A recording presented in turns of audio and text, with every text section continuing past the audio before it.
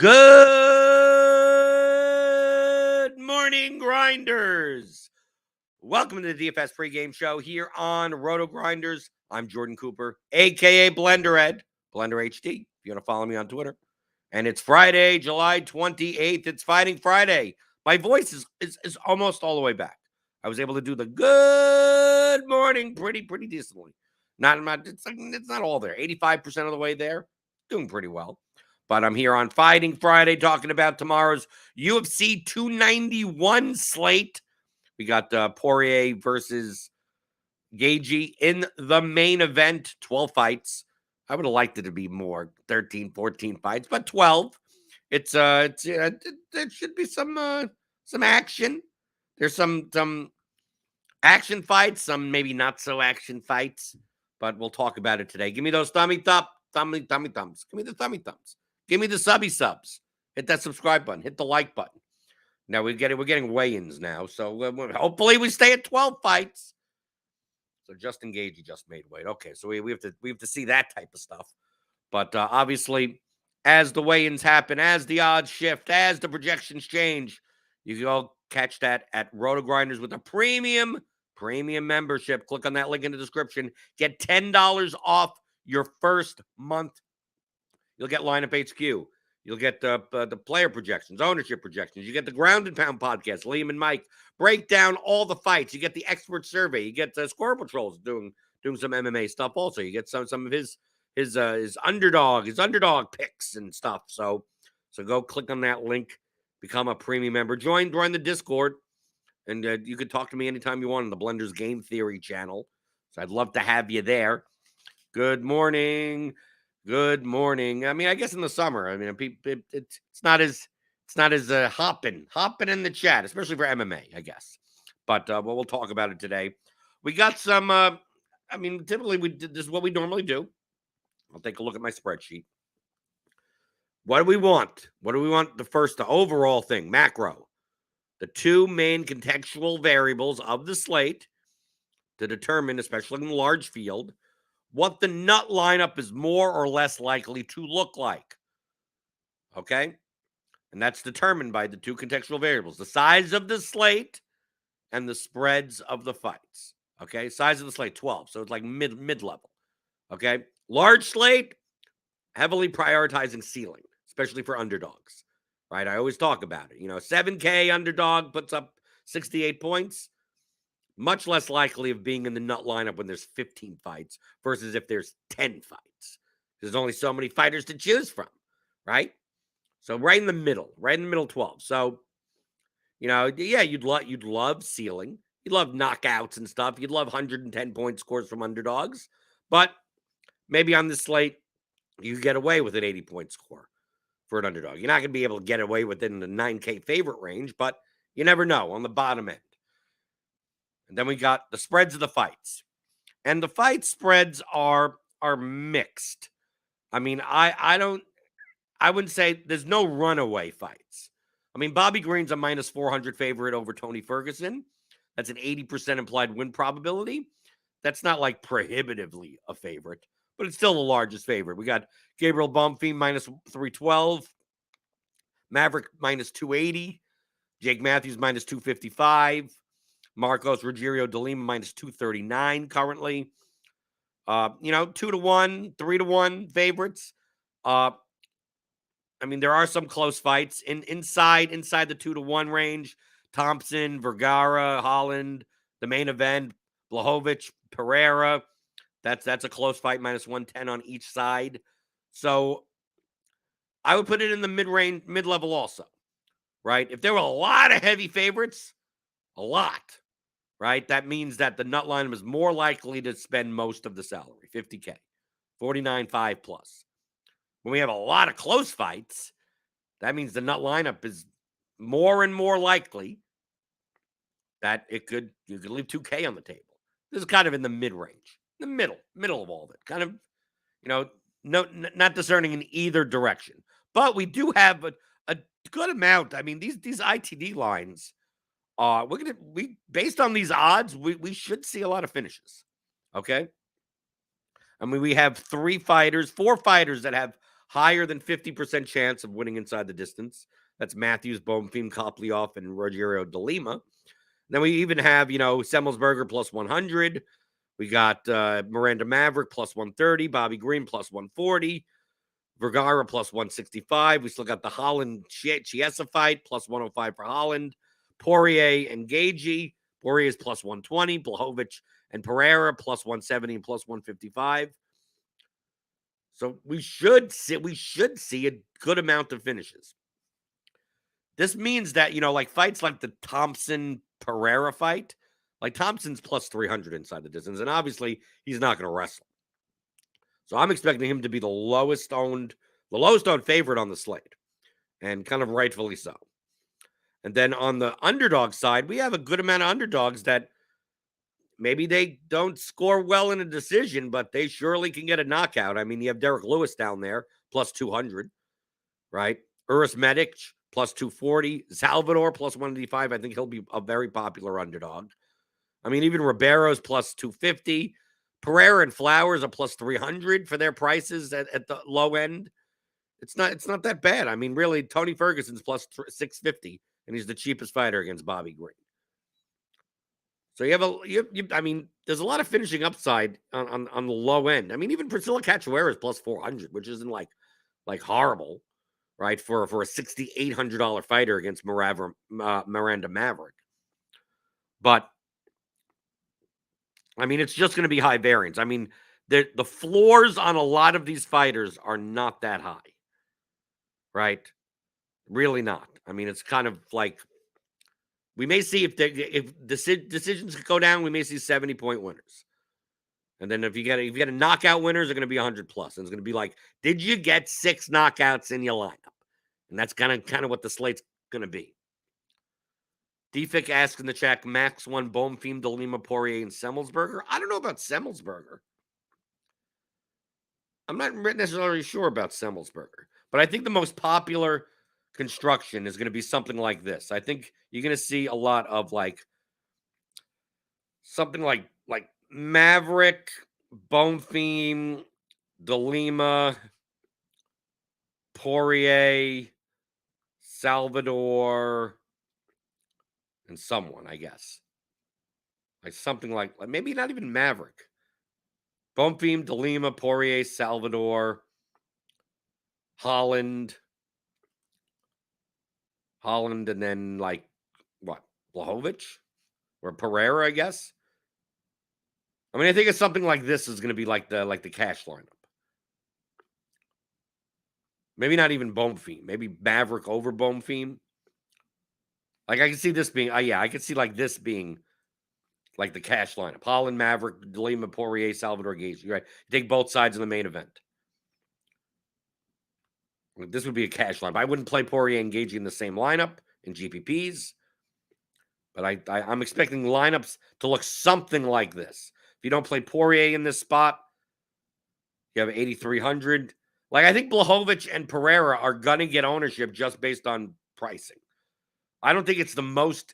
I don't think it's the best fight. I mean, to score 100 points, I mean, basically both sides, you got 5 minutes, right? If no one knocks each other out in 5 minutes, I don't see this getting into 100 points. But for pricing purposes, there aren't that many underdogs that you really care to play. I think people will be playing a lot of Michelle Pereira against Steven Wonderboy Thompson, just for the sake that not many people are playing Thompson.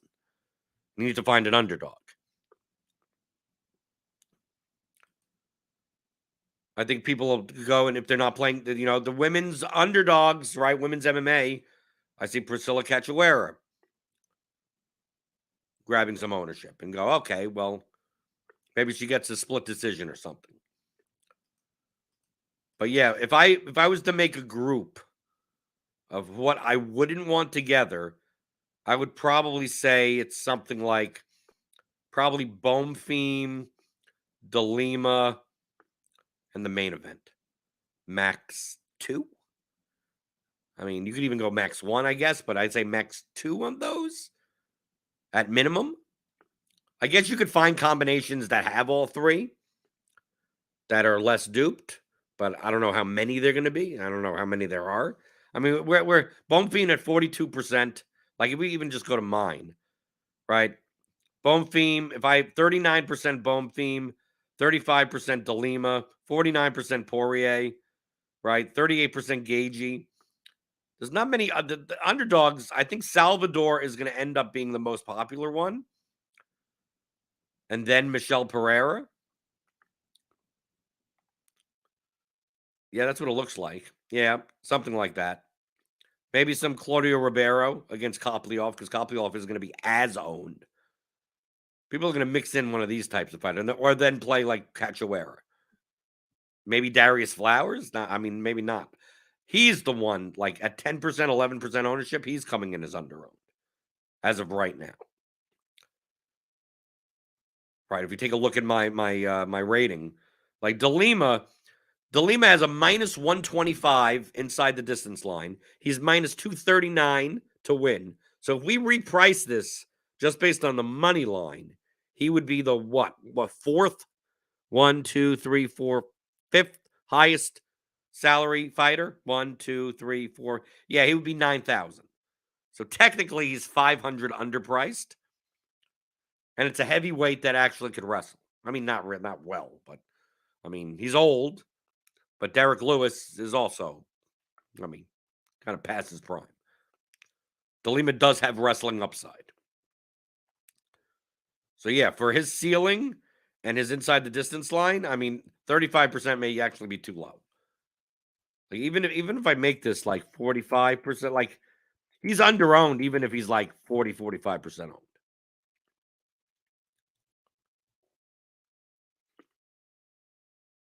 I mean, just because of pride, just because he's an $8,500 fighter that has as high of a ceiling as the 9K fighters. Like, Delima could easily outscore Green, Maverick, Matthews, Bonfim, Koplyov. He could easily outscore them. He could also lose. Derek Lewis could also knock him out. Peter Corey says, I wouldn't play Delima in cash. His floor is 0. Well, a lot of the fighters' floors are 0. A lot of them are. But for 8,500, like, the difference between playing $8,500 Delima and Gabriel Bonfim, like, what's Gabriel Bonfim's floor? Isn't his floor 0 also? I mean, you don't have many fighters on the slate that like, oh, they have a high floor. A lot of these fights aren't going to go the distance. And for if you don't play Delima, that's why, like, I understand Holland and Chiesa. Like, I think Holland is he would have a higher floor than Delima. Yes, Delima would have a higher ceiling. But my attitude is you play both of them. Because let's say you don't. Like, I mean, you're talking about like cash games. Like, I don't mind playing Maverick in cash, right? I don't mind playing Bobby Green, but you may not even be able to get up there. Or let's say you don't play Delima. You play Holland. You play both main event fighters, since we're talking about it. I mean, Salvador has no floor also. I mean, none of these guys. I mean, Pereira would have a floor because Thompson's unlikely to finish him. So maybe Pereira is more of a cash game play. But then let's say you play Maverick. Then you have 8,600. Who are you going to play, Semmelsberger or Delima? I'll play Delima. Right? You can even take away Maverick and put in Green. Like, this could be a cash lineup. You don't play Salvador, you play Pereira, Michel Pereira. You go Green, Delima, Pereira, Holland, and the 2 main events. Like, this is a cash lineup. Sure, if you don't want to play Delima, you don't want to play Bonfim, if you don't want to play Salvador, yeah, their floors are very low. Their ceilings are very high. And based on the odds and the pricing, that's kind of the way it works out. I mean, I don't necessarily talk much about cash games on this show. We're thinking more about large field GPPs. But obviously, the leverage. I mean, if you want to take a shot, I mean, Trevin Giles Trevin Giles should be 300 cheaper. Trevin Giles, I have, is one of the poorest rated fighters on the slate if he's going to be like 10% owned. But obviously, against a 40% Gabriel Bonfim, that's leverage. Derek Lewis. That would be leverage on Lima. You have Cachoeira, leverage on Maverick. Although I still think Cachoeira is going to be owned more than the I have her at 14, and I have her at over-owned at 14%. Obviously, mixing Gagey over Poirier, because I think Poirier is going to be close to 50% owned, and Gagey will be like 35 to 38% owned. I think 90% of the lineups is going to have a main event fighter.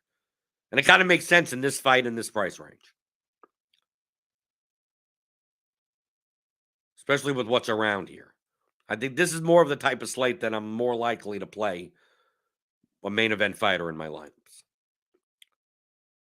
Just because of price and ceiling.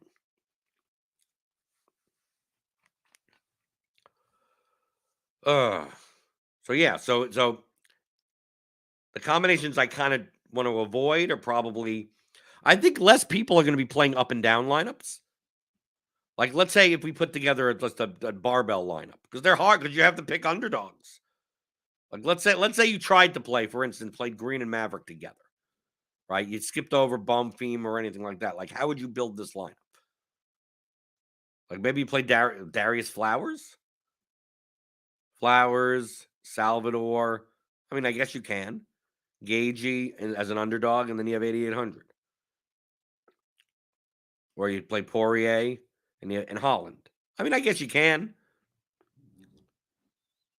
I think these lineups will be a little bit. I mean, this particular lineup may be a little overowned, but these types of lineups,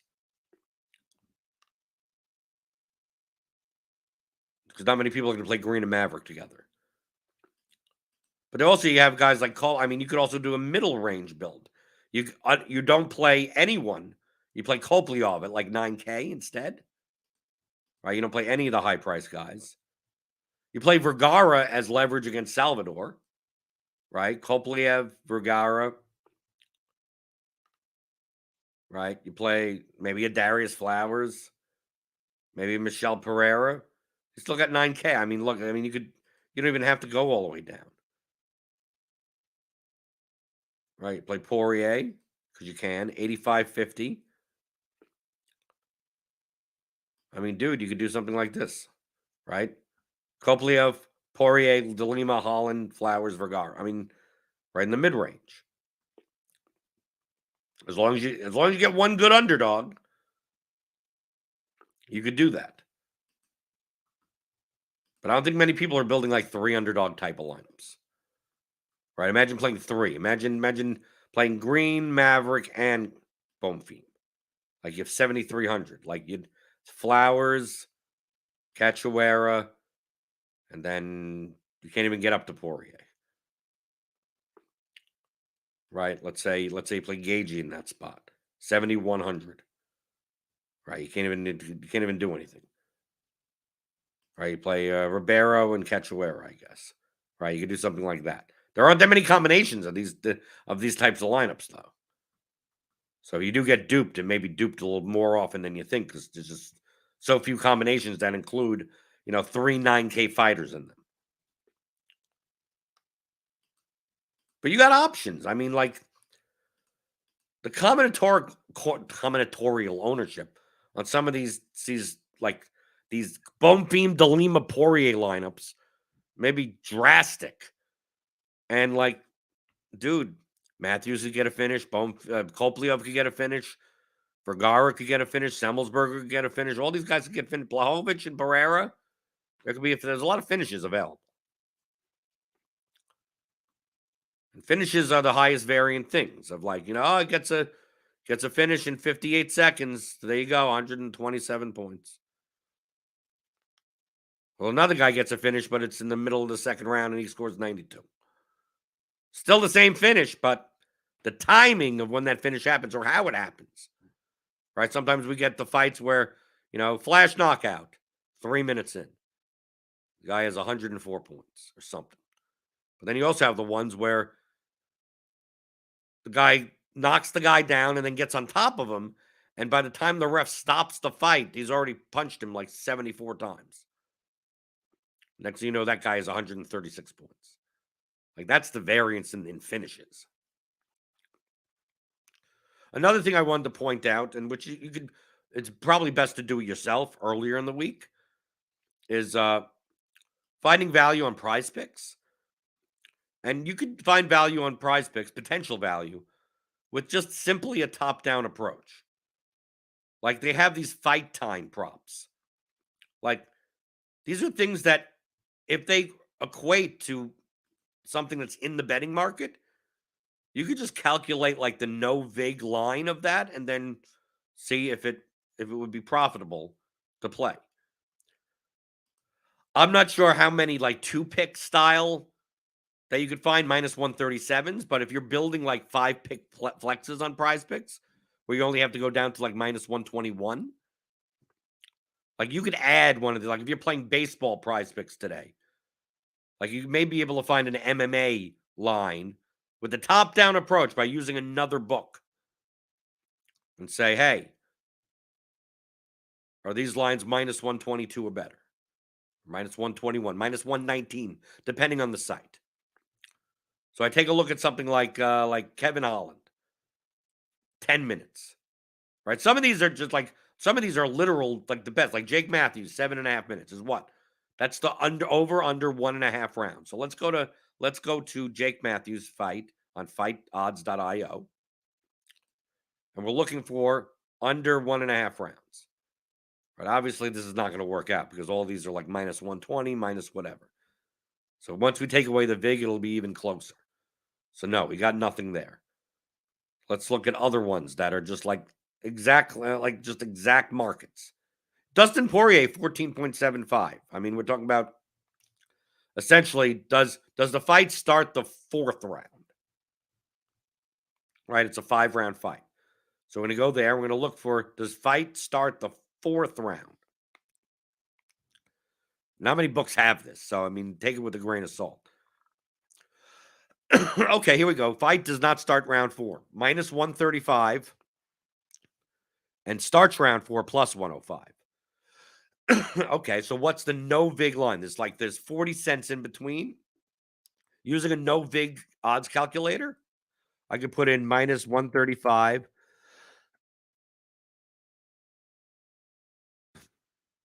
plus 105.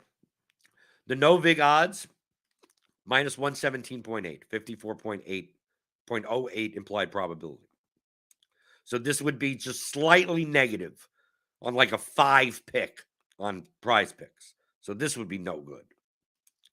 Now this line earlier in the week could have been different. This could have been ended up being 17.5 or something like that, or a 12.5.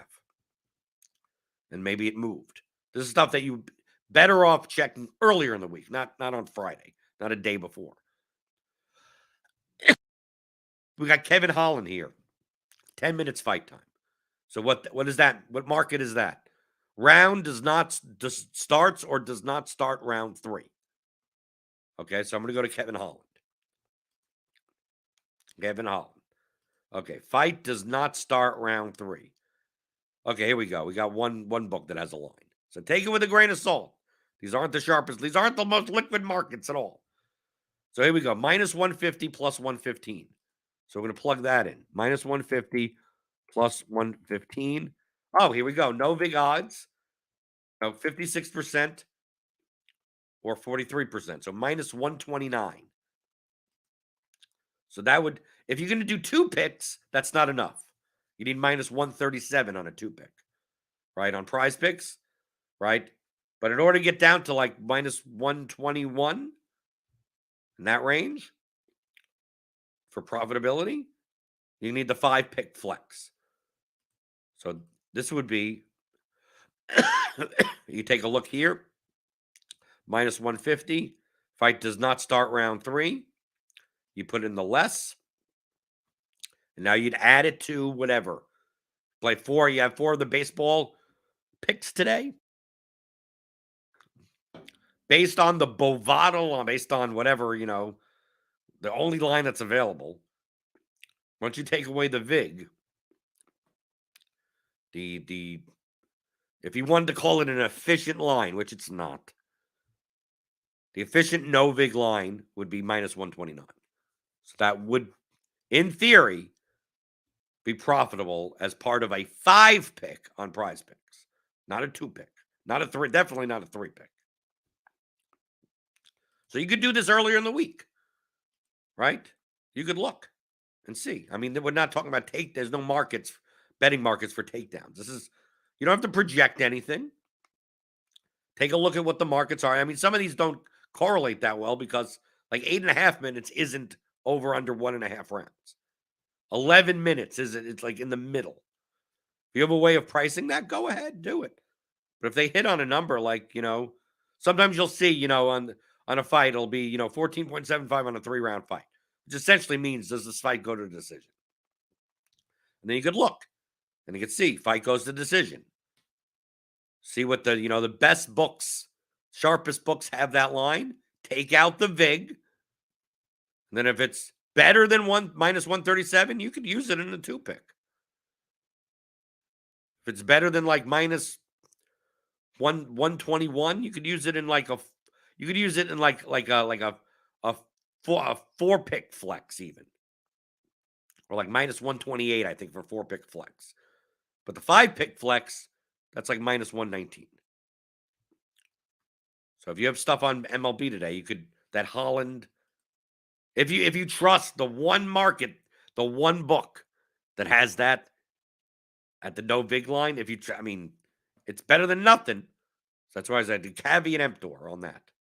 Because that type of market is not very liquid. I mean, it's not even close to liquid. So who knows the efficiency of that market? JWH says, the weirdest thing is people would rather do something vastly more complicated and long-winded to explain their prop picks when it's really this simple. Yeah, because it really is this simple. Well, take a look at the shows that I do. Take a look at the DFS pregame show. Do we talk that much about sports? No, we talk about numbers, right? How do we originate number? How do we turn player names into numbers and then use those numbers and compare it to other people's numbers? And go, okay, either we have a bottom-up approach, which is, we make our own projections. And you could do that like an MLB. Like, you get the plate IQ projections, and it says, it says the mean strikeouts for a pitcher is 5.28. And you see that the over-under is, minus 110 on each side at the 4.5. And you go, okay, this is a profitable bet. Assuming that the projection model is accurate, of reasonable accuracy. That's the bottom-up approach. The top-down approach is just, I'm going to go to insert sharp market maker book here in as much of a liquid market as you can and go, okay, this is what they're setting their line, and they take a lot of sharp action. So what's the difference between their line and what I have available to me? And if you find something that's off in your favor, there you go. Maybe you get a 1%, 2% edge. Maybe you could find 3 to 5% edges, type of thing, and you just do that. And he's like, you don't have to know anything. You literally don't have to know anything. I could go to tennis. What the hell do I know about tennis? You go on look, you go on Prize Picks. I go to tennis. If there's a market, if there's some sharp market maker has a market on total games or aces or something,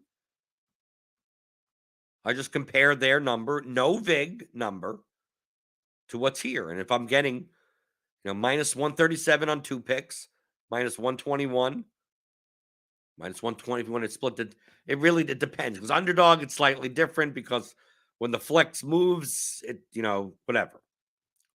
Round 120, if you want to just round it to minus 120. You just go find the market. If Casper Ruud, I have no idea who this person is. I don't watch tennis. If there's a sharp market out there for aces, and it said that, over 3.5 aces was, minus 150 on one side and plus 115 on the other side. You take out the VIG, and that's now minus 129 on the over. And there you go.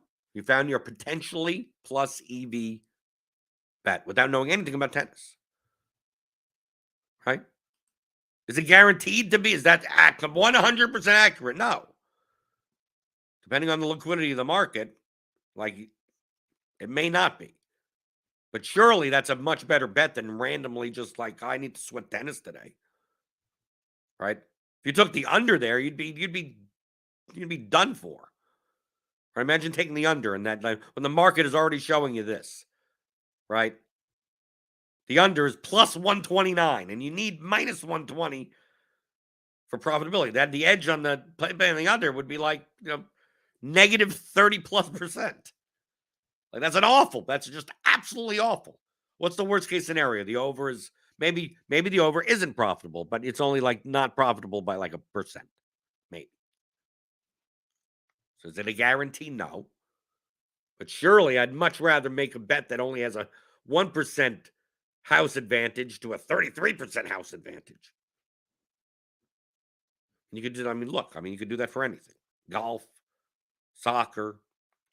As long as there's a somewhat liquid market that you could compare it to, you could do anything. You could do anything you want from a top-down approach.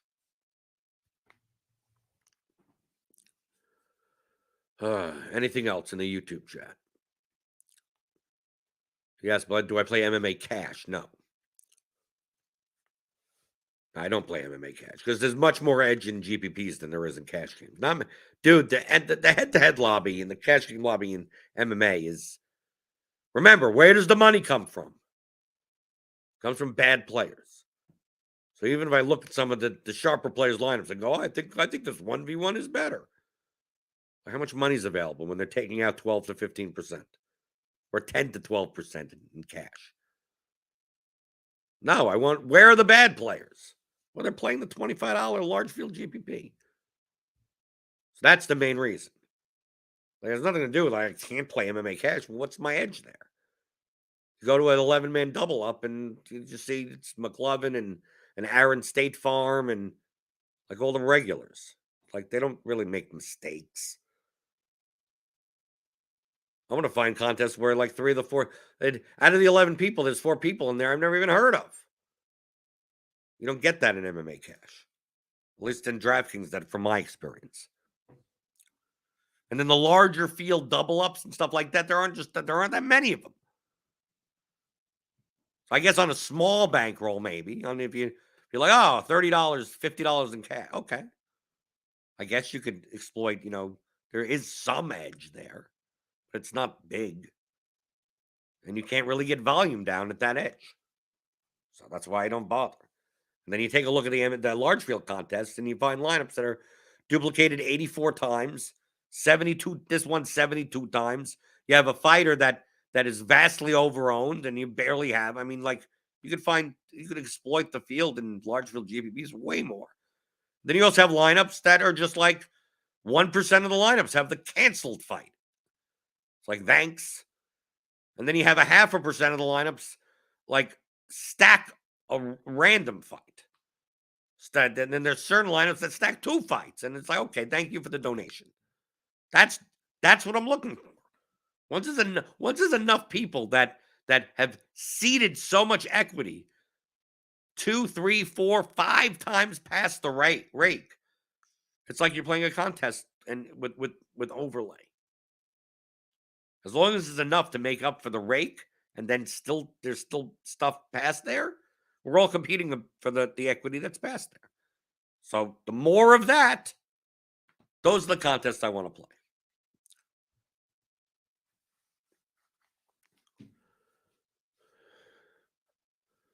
JW says, blender top 10 approach is fine, but if you pick a prop on prize picks for the tacos, you're a sucker.